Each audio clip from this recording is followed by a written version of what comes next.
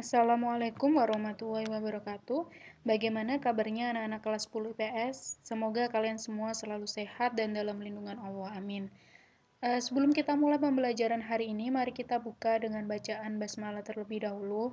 Bismillahirrahmanirrahim. Semoga apa yang akan kita pelajari hari ini dapat bermanfaat untuk kita semua. Amin ya robbal alamin. Minggu yang lalu, kalian sudah membuat contoh masing-masing bentuk perubahan. Sekarang kita lanjutkan materi mengenai kronologi, periodisasi, dan cara berpikir sejarah. Kita bahas dulu mengenai kronologi. Apa sih itu kronologi? Jadi kronologi itu merupakan catatan kejadian-kejadian yang diurutkan sesuai dengan waktu terjadinya. Jadi secara berurutan. Biasanya kalau kalian lapor suatu kejadian ke pihak kepolisian, itu kan pasti ditanya mengenai kronologi kejadiannya, urutan peristiwanya itu seperti apa, kan pasti kamu disuruh cerita, ya kan?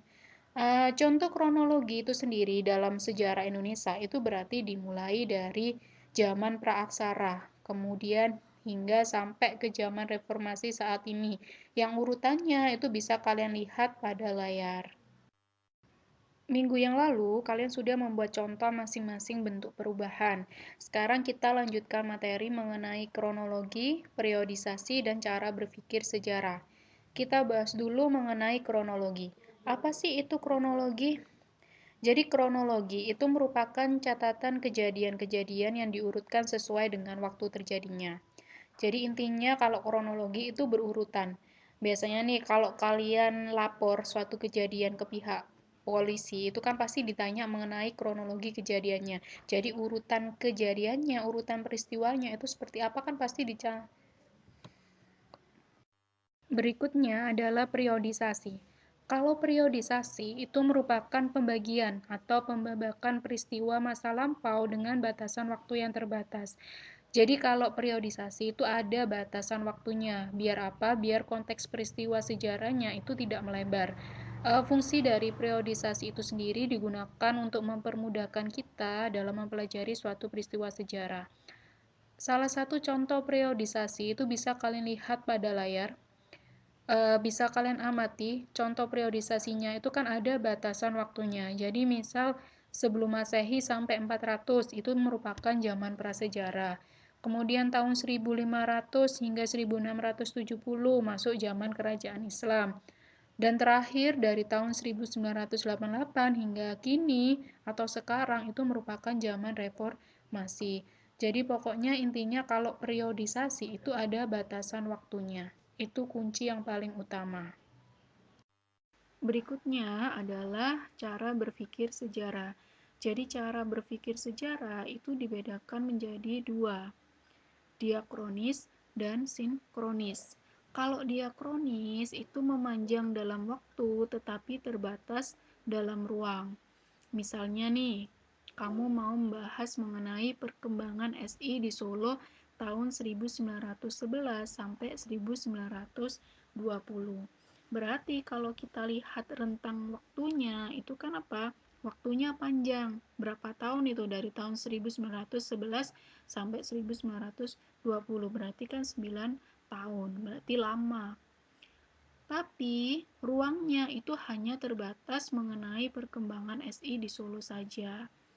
Terus contoh yang lain, misalnya kamu akan membahas mengenai Perang Diponegoro tahun 1925 sampai 1930. Rentan waktunya itu berarti panjang, lama. Dari tahun 25 sampai 30 berarti 5 tahun yang akan kamu bahas. Sedangkan ruangnya itu hanya meliputi mengenai perang Diponegoro saja, berarti kan sempit. Lah itu maksud dari cara berpikir secara diakronis.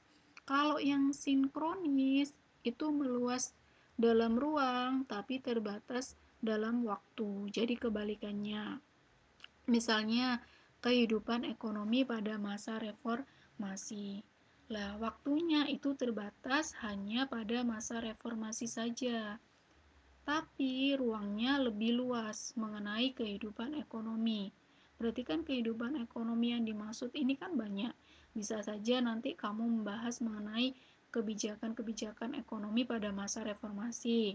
Kemudian, kelebihan-kelebihan kebijakan ekonomi pada masa reformasi. Terus bisa juga kamu akan bahas mengenai kegagalan-kegagalan atau kelemahan dari kebijakan ekonomi pada masa reformasi. Berarti kan konsep ruangnya itu meluas. Jadi itu bedanya antara diakronis dan sinkronis. Ya, itu tadi materi yang Bu Nais sampaikan hari ini. Sampai ketemu minggu depan. Tetap selalu semangat dan jaga kesehatan. Bu Nais akhiri, wassalamualaikum warahmatullahi wabarakatuh.